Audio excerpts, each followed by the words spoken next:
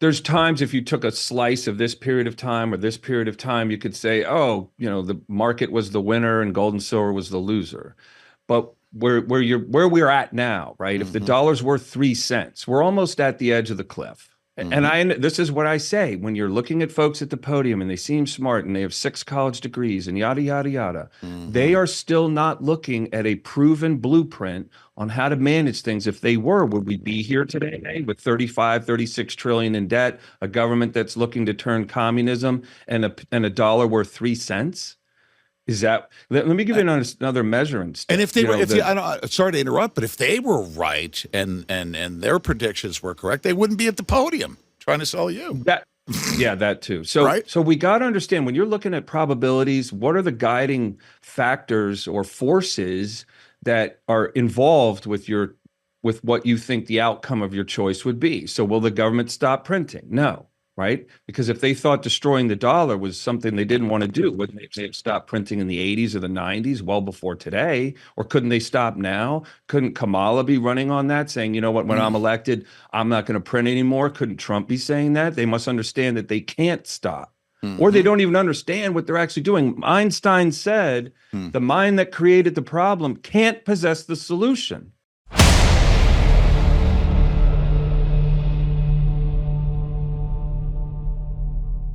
All right, ladies and gentlemen, this is going to be a great first introduction. I've been looking forward to this actually, with as everybody knows, the passing of my dad. I had some travel. We missed each other on a previous appointment to bring him on, but I've been looking forward to this.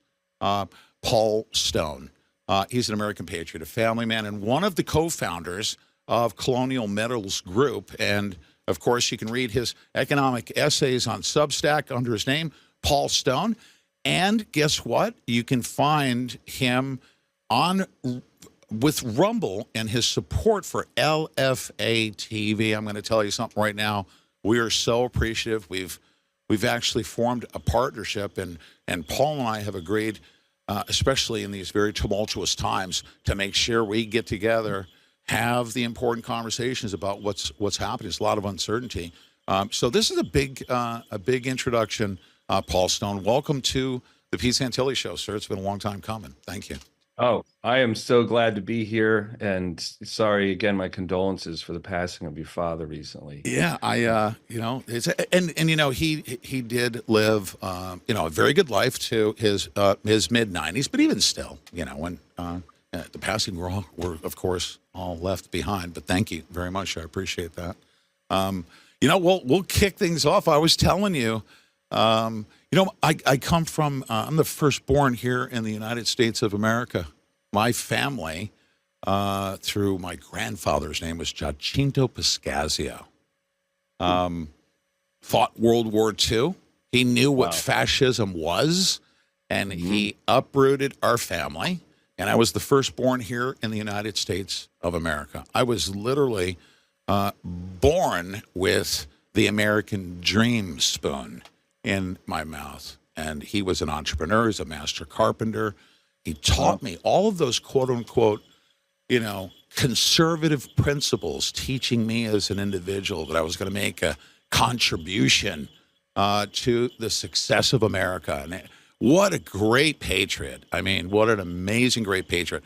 So what I told you, I was reading the newspaper, and I would always go to the financial section, and I just gathered as much information as I could because I had that deeply ingrained in me.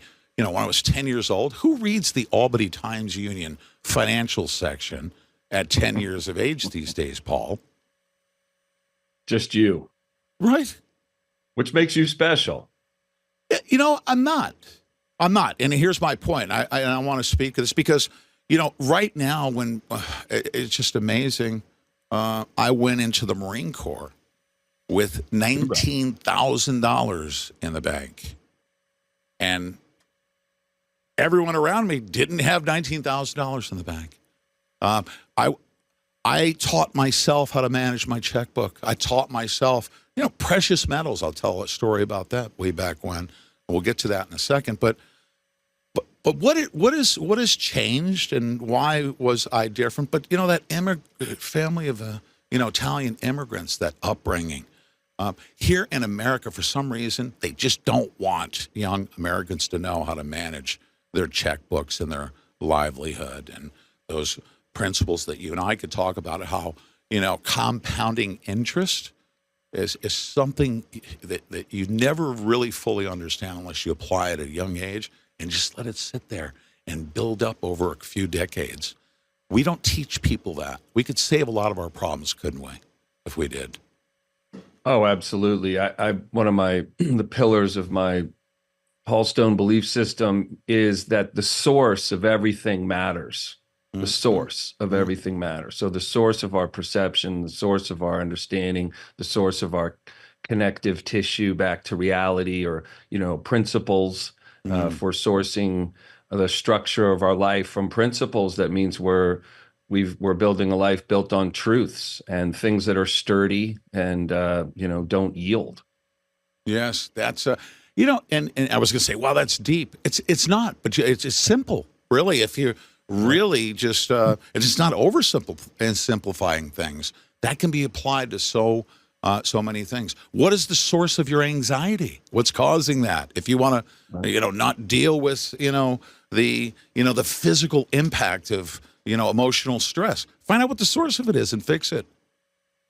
Yeah, I believe clarity is a great blade to bring against anxiety. I can't say that medically it would fix all types of anxiety, but I believe that anxiety lives in ambiguity.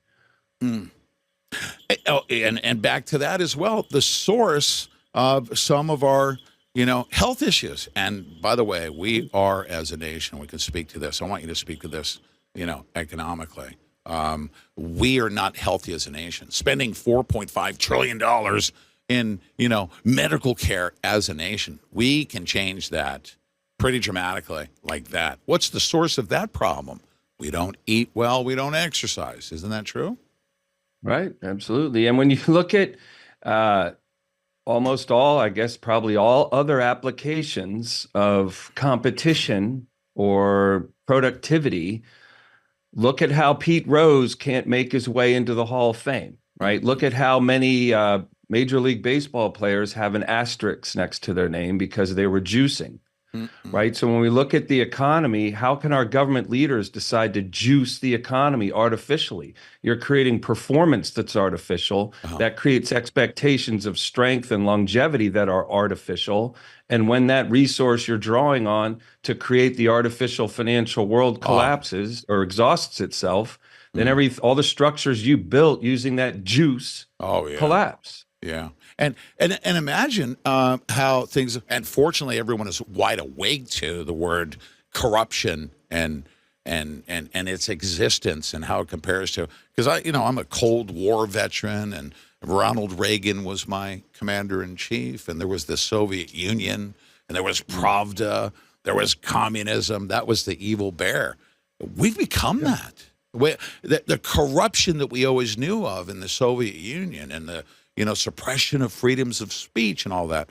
Imagine that Pete Rose was looked at for being corrupt when, in fact, his ethics and standards are way, way above and beyond what we're suffering through today, aren't we? Absolutely. Yeah. Yeah, and it's a simple factor. In communism, government found a way to have endless growth, where it eventually consumed all property. All things were owned by the state, right? Didn't start out that way.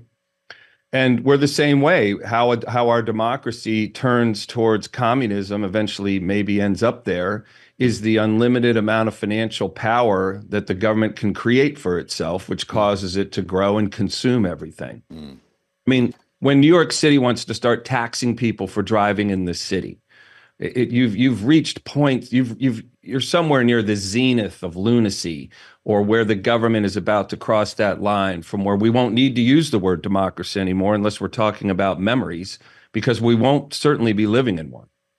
No, and this this quagmire we're in, where those on the and I have to pick on them politically, but please allow me to do so. And I don't want to, you don't even need to chime in, but it's the truth.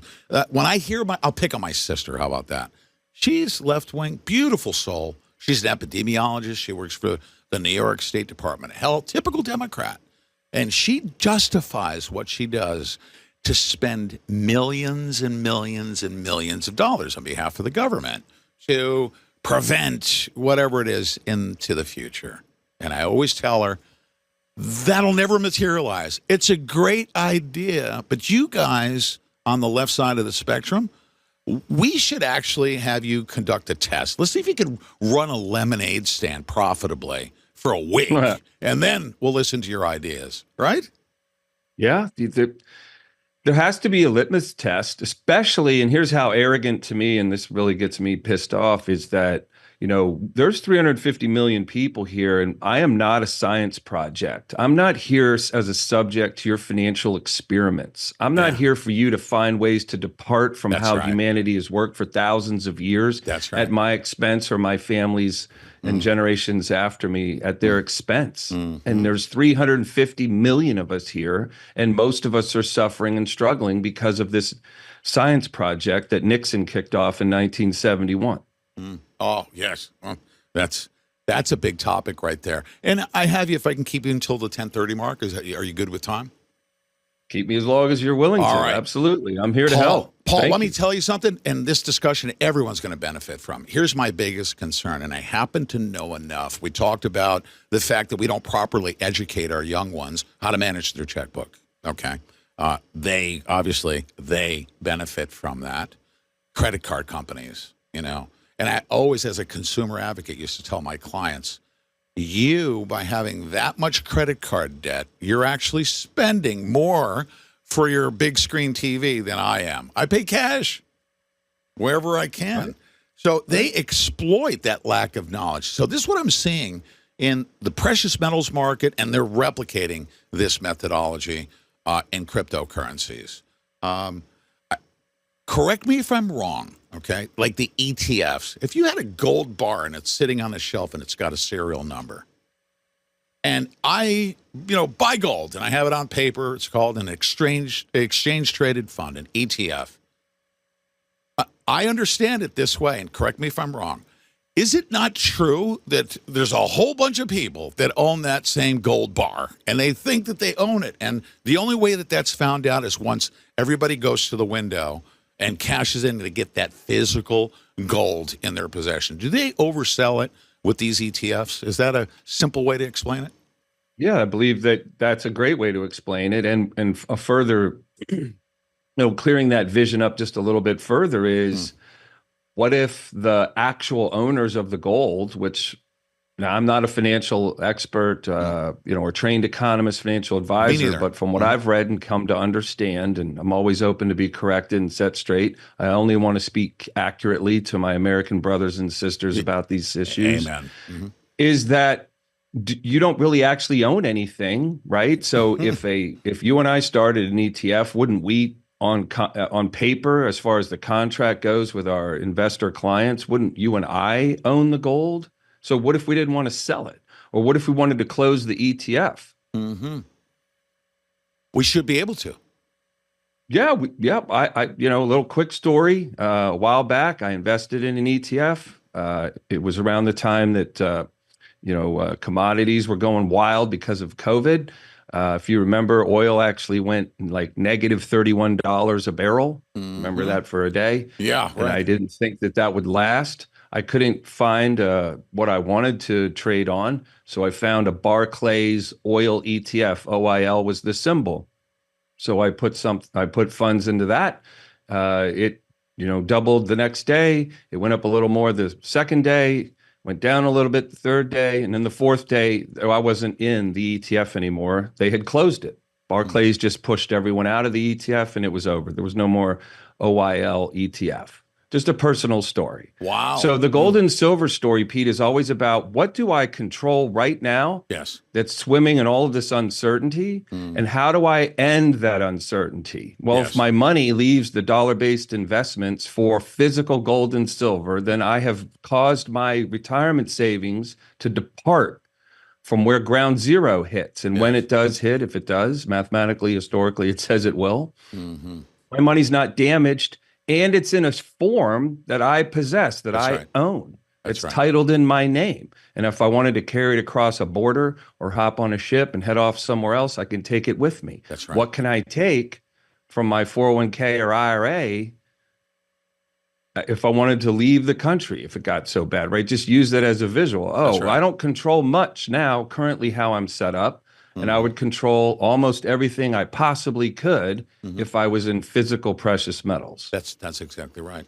All right. Here's another analogy, and everyone's going to benefit from this. And I'm not oversimplifying it. I mean, every American, it doesn't matter where you are, it's on a relative scale. There's very astute investors. I'm not a financial advisor myself, but I understand basic principles. And let me begin by saying this: I've always been told this way back when I was a youngster, whippersnapper, coming up, learning as much as I could, that don't worry about the ebbs and flows of the economy. Yeah, recessions happen. Yeah, nothing's going to fall out. What you need to focus on is if the U.S. dollar is decoupled from the trading of oil, the petrodollar, that's where you need to worry. Okay. Until then, economies go up and down. It's just a natural cycle, if you can call it that. It's manipulated or exploited.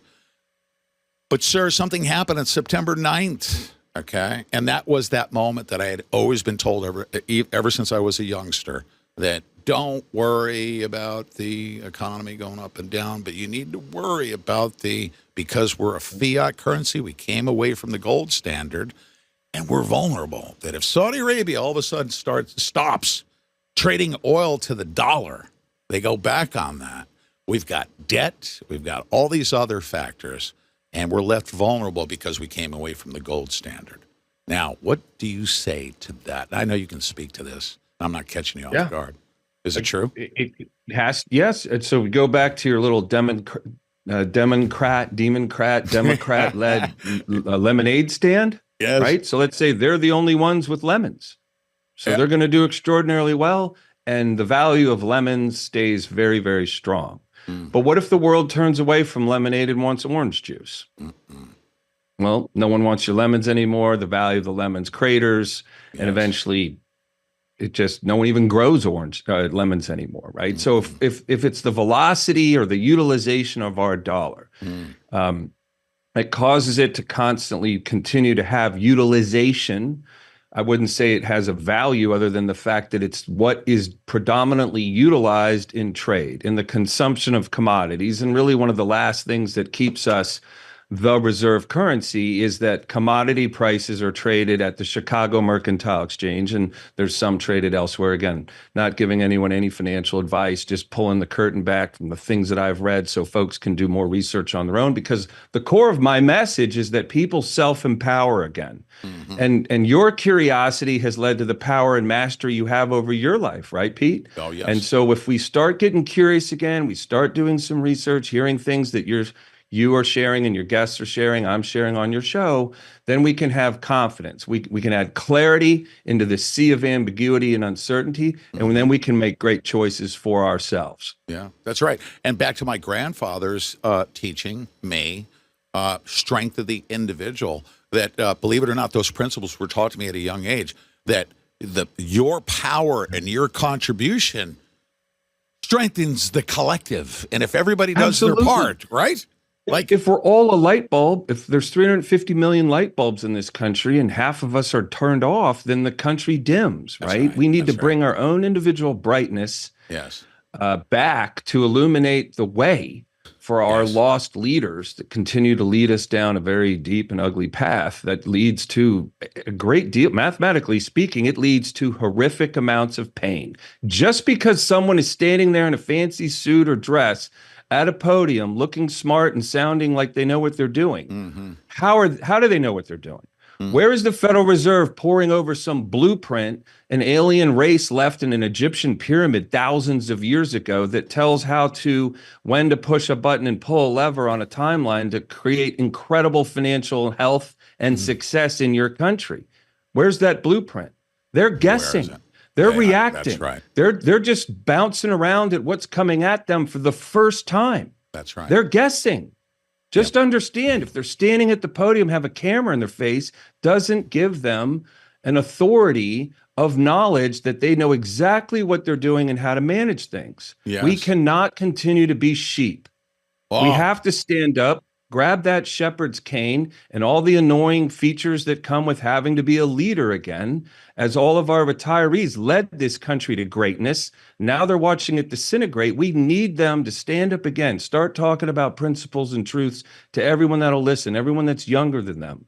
Not bravo. just complain about the state of the nation. We Mm-mm. got to look for what we're for. That's We're right. against a lot right now. What are we for? Are we Mm, for reclaiming how this country operates? We'll mm. have to do that individually.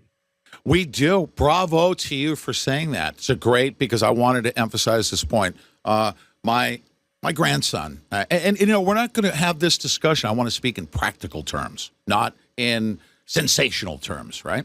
So, because they will never tell you, of course, we've heard the meetings where the Federal Reserve says, don't let them know on a Friday, you know, you're right, when we're going to do bail-ins. I mean, they've openly discussed what they're going to do or not do to catch you off guard so that you don't go pull money out of the banks. Literally, that's their discussion.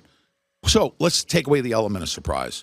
Talk about fiat currency and it not being, of course, pegged to, the gold standard, that is. And Sure. if a fiat currency, because of the petrodollar, goes haywire, nobody's buying lemons anymore.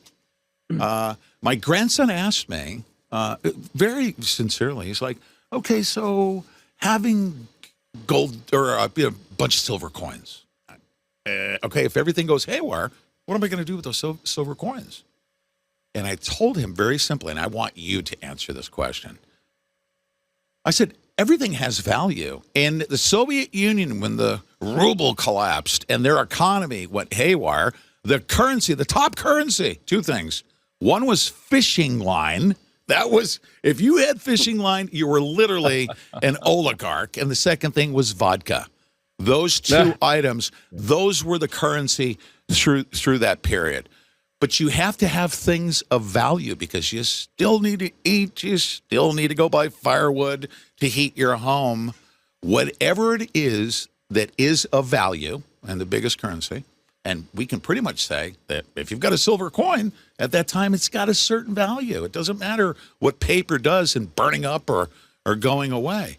Having that silver coin will maintain a certain level of value so that you can still exist, correct? Yeah. That's what I said to him. Yes. What do you say to my grandson? Yeah, I just say that to give a good context to how things were and how things have changed. If you just pictured that when we could create paper money, when the technology came, our dollar paper is mostly linen. It's like 65% linen. And it's a top secret recipe how to mash linen and pulp together and create this paper that won't fall apart when it gets wet, right? So if you considered it initially, a long time ago, it wouldn't sound like a technological creation like today in the world of touchscreen devices and satellites and such. But paper was a better way, paper money became a better, easier way to carry gold and silver. We were still backed by gold, right? But we didn't have to carry satchels with coins in them anymore. We could carry a billfold. Women's purses wouldn't weigh as much. And then eventually they had checkbooks, which they sometimes used as weapons when you whip those out. But so paper money was a better way to carry gold and silver. What Nixon did is ended the relationship with our paper money to gold and silver. Now paper is the money. So gold was always the money. Paper was a better way to carry it. That's the best way to try to understand this relationship. On paper wasn't the money. It was a better way to carry gold and silver. If paper's the money, well, paper isn't money. It's not money. It's something you write on. Today, our paper money, the dollar, is only worth 2.7 cents. So if you think about something once worth 100 cents and today it's worth 97% less than that, and it doesn't go back up. It's not like something that would recover. It keeps losing value as the federal government prints money out of thin air, that artificial world we were talking about earlier. Then eventually the dollar's worth zero.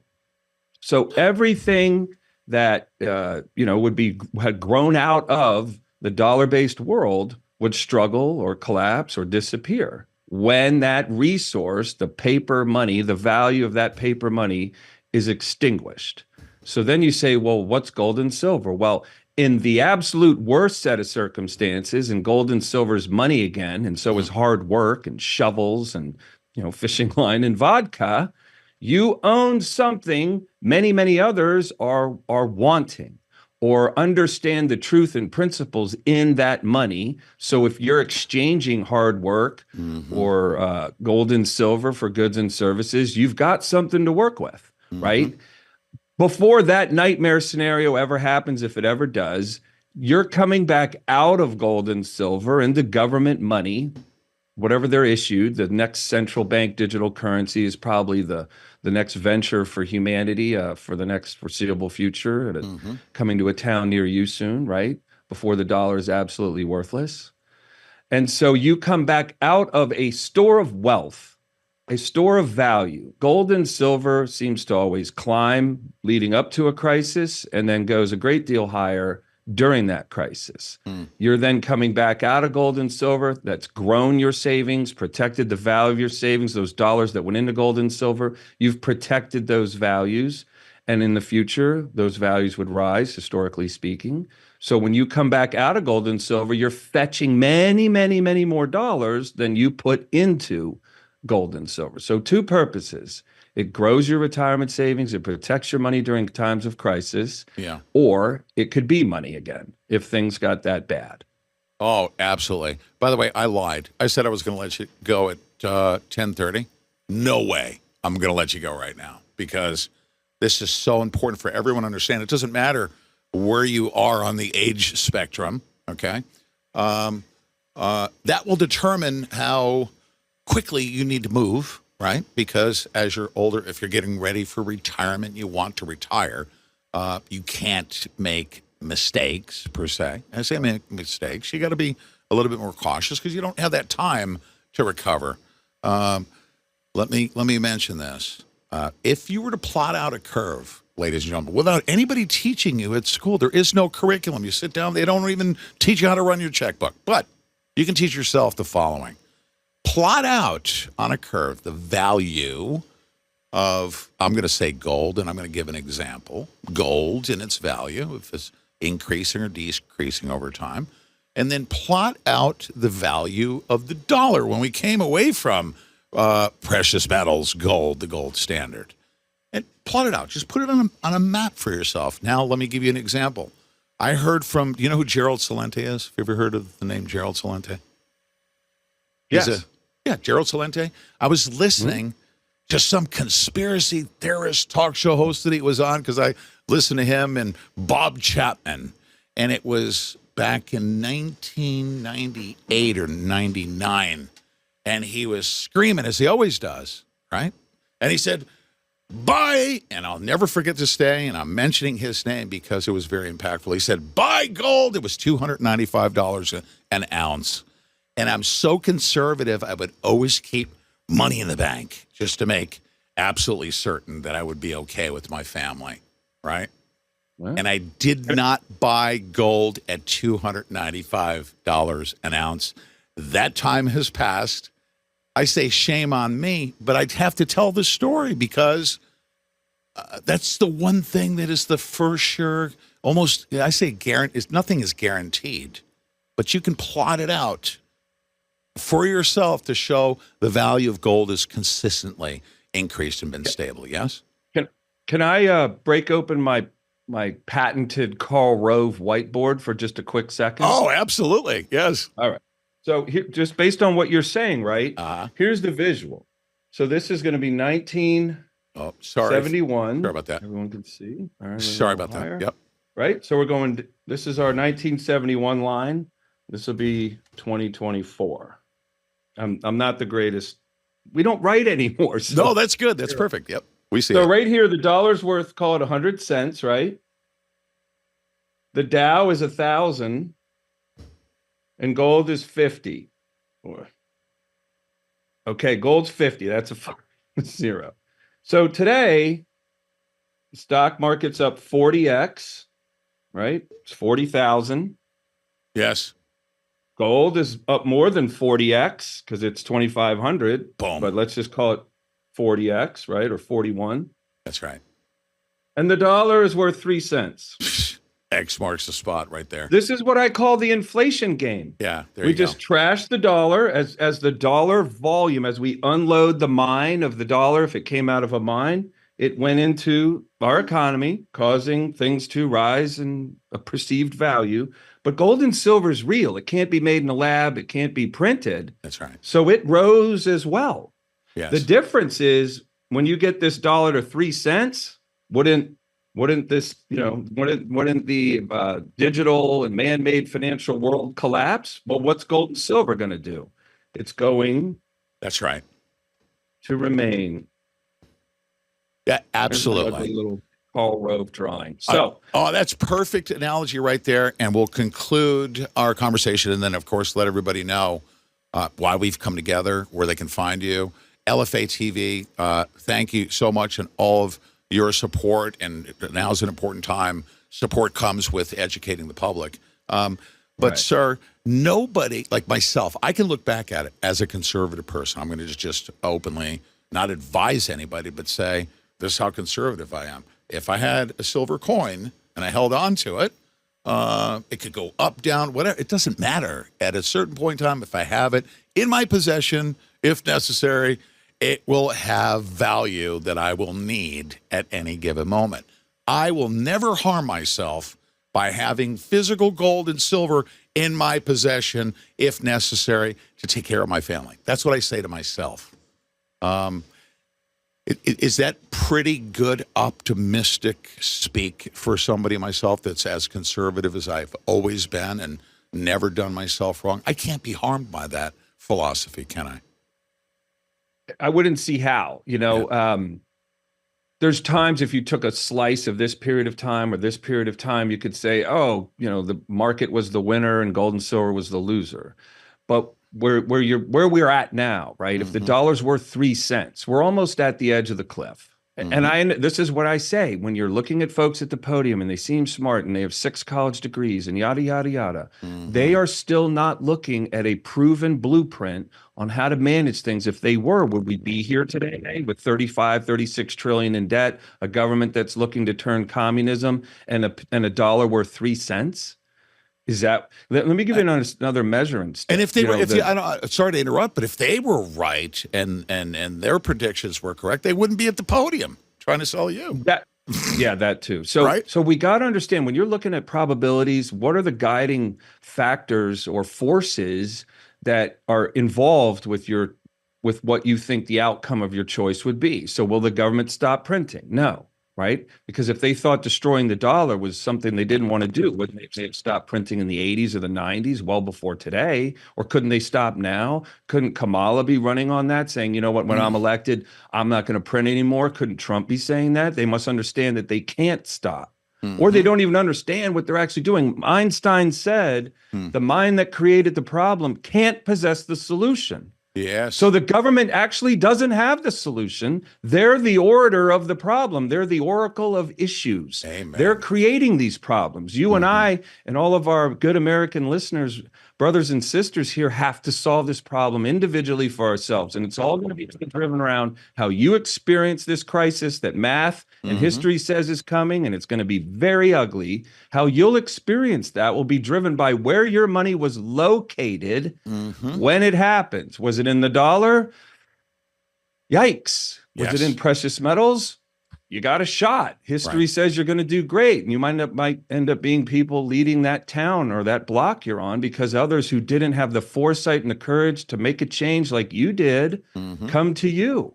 Yes. They come to you for leadership and guidance and help.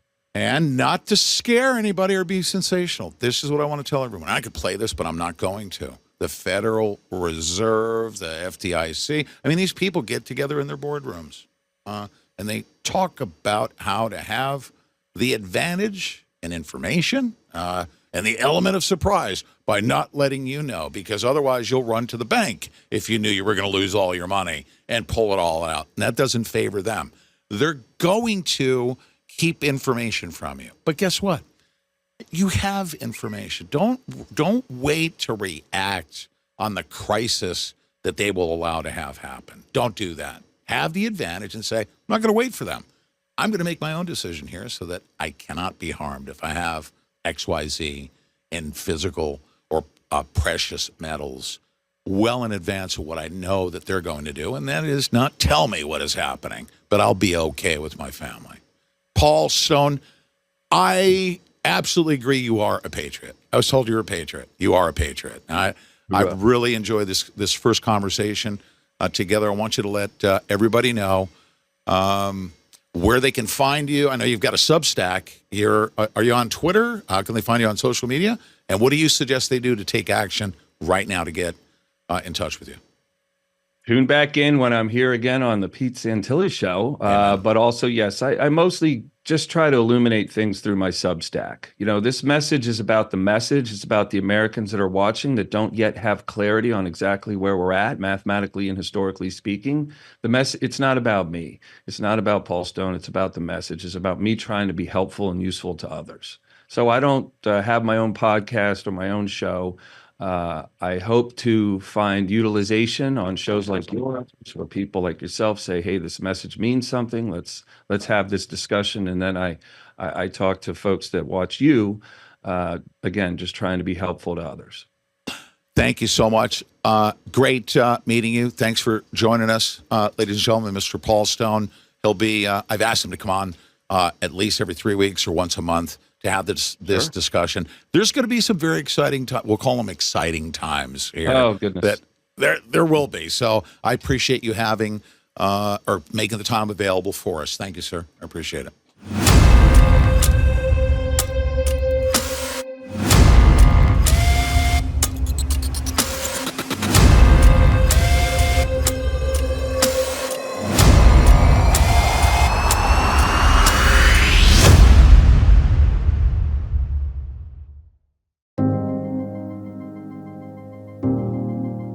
In 1776, the founders of this nation gave us something that had never existed before: a government by the people.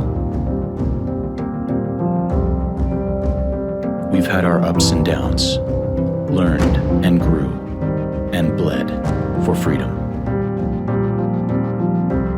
Over time, we, the people, became distracted by the success that our hard-fought freedoms brought us. And bad people saw an opportunity.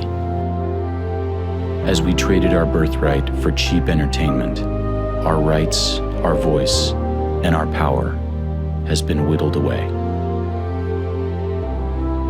Until now. Introducing Republic, an entirely new kind of social media. Republic focuses on local, giving activists, organizations, candidates, and small businesses the power to inform, organize, and act, all in a single place, enabling you to be the local hero your community desperately needs. No more covering up the truth. No more advertising-funded news. No more data mining. This is how we rebuild, rekindle, and restore our republic. My fellow American patriots, I'm Colonel Douglas McGregor. By now, we should all know that as a talk show host, Pete Santilli has been fighting to defend our constitutional republic for over 13 years. As a U.S. Marine whose oath never expires, he's now calling upon you to do your part, to inform your community and step up as an American hero to help save our republic from being overtaken by communism. Join today and save 33% off your membership. Join now. Visit republic.us/Santilli. That's republic.us/Santilli.